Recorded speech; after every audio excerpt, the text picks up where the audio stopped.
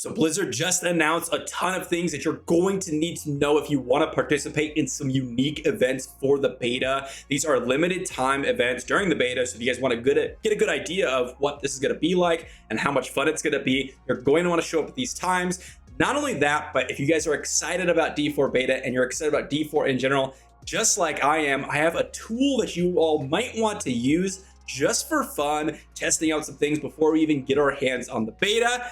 Let's dive into it. So I'm sure a ton of you have seen this blog post from Blizzard. This was updated recently. I will leave a link to this and the tool I will go over in the description down below if you guys want to check it out. There's two new things here. First off is the New World Boss times here at March 18th, or on March 18th at 10 a.m., 12 p.m., 10 p.m., and midnight at Pacific Daylight Time, as well as March 25th, which is the second weekend. You're going to be able to test your mettle against this boss. It's going to be pretty fun, pretty insane, and you're going to get a taste of what open world content's going to be like in Diablo 4, which means you're going to want to log in and at least show up during some of these times if you guys don't want to miss out on a really good look on what the average open world content is going to be.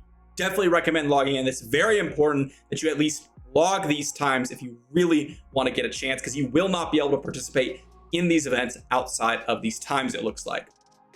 Also, they've released the open beta early download, so if you guys are interested in downloading it, you can download it starting March 15th. So if you guys maybe have some slow internet, you got some slow computers, whatever it is, pre-download it on March 15th. Those are the two tips that Blizzard has released. Now let's dive into the more exciting part, in my opinion, which is this build calculator or build tool. Now this isn't the perfect tool, and it's also not something that you have to use, but it's super fun. And if you're like me and you want to just see some skills, see some descriptions, and mess around with it a little bit, I highly recommend you guys check this out. Again, this is going to be in the description down below. I did not make this, just something that I found online, and you can go ahead and go into any of these classes and mess around with some ability builds and things like that. Now, for those of you that are playing on the early beta, Rogue, Barbarian, Sorcerer, the ones you're going to want to look at, the later beta on the following week on March 24th, you can go ahead and check out all the classes because that's what's going to be able to be played.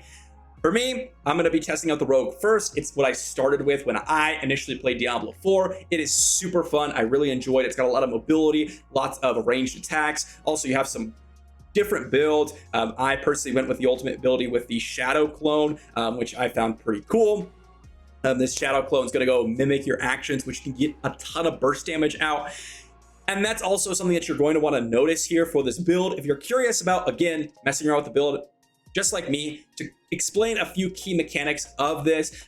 First off, we have all the different kind of core skills around a specific node. Each big node, these big circles here, are going to basically let you know kind of what you're going to get into, right? So you have your core skills, you have your basic skills, you have your agility skills, which are going to give you a little bit more mobility. You have your subterfuge skills, or a little bit more, I guess you could say, like stealthing options and some tricky options like, common thief options, imbuements that are going to basically give you extra power towards your certain skills that you're running, and then ultimate skills. At level 25, you unlock your first ultimate skill, and so you can go ahead and unlock Shadow Clone, Death Trap, Rain of Arrows for the Rogue.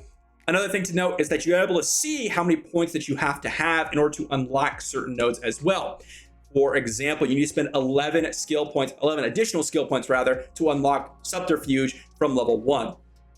All these skill points, they don't have to be in, sequential order, meaning you don't have to put 2 in here and then 5 in here or 4 in here, etc., etc. You can just put all your points into a couple of abilities. Like, for example, let's say I want to go with Rapid Fire and I'm going to go ahead and pick up all those nodes. Well, guess what? Then I can go ahead and pick up, let's say, Shadow Step here, dump all 5 nodes into there. And then let's say I wanted to pick up, I don't know, Smoke Grenade. I only wanted to use a couple points there. Boom, I can unlock the next imbuement without dumping all my points into the specific node that you need to. You can dump them all into the earlier trees if you want, or you can, use them wherever you want, however you want. Right?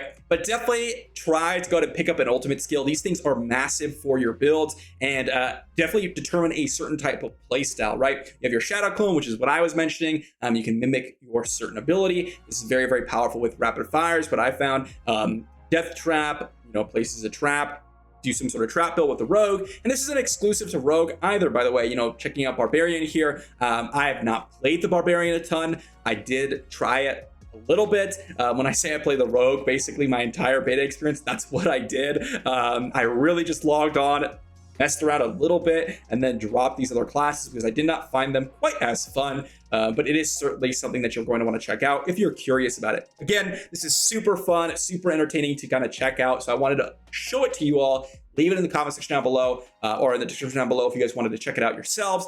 And I hope this helps a little bit. So that's going to wrap it up, guys. Hopefully you guys are excited for the Diablo 4 beta. I'm going to have complete class breakdowns and such when the beta actually comes out and I got my hands on it and really dive into each class. Again, my initial impressions were just that. I was just trying to experience the game. I plan on having a video coming out tomorrow talking about the leveling experience and what that's going to be like, because I'm super excited about that as well. Again, if you guys are excited about Diablo 4 and you want to check out more content, be sure to sub. I'll see you all for the next video.